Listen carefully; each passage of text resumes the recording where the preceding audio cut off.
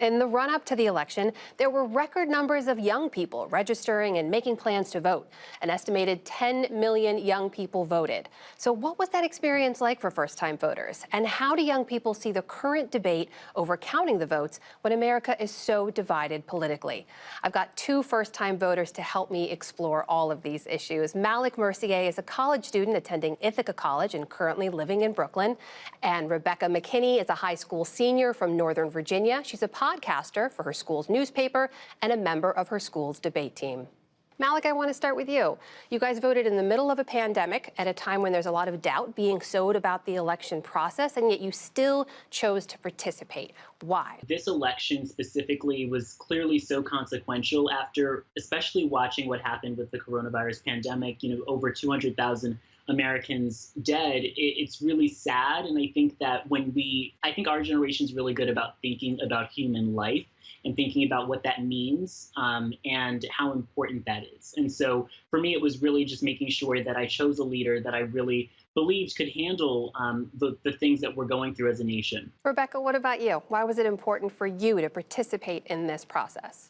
I think it was really special for me to vote for the first time in this election since it's the 100th anniversary of women getting the right to vote, which was just so monumental for me. And I got a little sticker that had a little women's suffrage sticker on it that said I was a first-time voter. And it was really, really awesome just to be able to, have this legacy that for the past 100 years that women have been able to vote, and that for the first time I got to vote on this anniversary was so huge for me.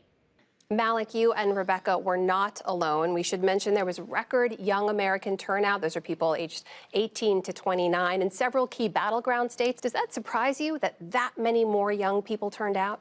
It's not just that young people were, voting in this election, but young people were organizing. Young people were working, whether it's with March On, they were doing Walk the Vote, different rallies to help. Just watching all of that, our generation is more than voting, and that's really awesome. We talk all the time about how divided we are politically as a country. Do you see that among your peers? Do you have friends who you disagree with politically? I mean, I've had personal experience with one of my closest friends who's completely on the other side of the aisle than me, but we have these really informed and intelligent conversations, which are awesome, and we learn from each other.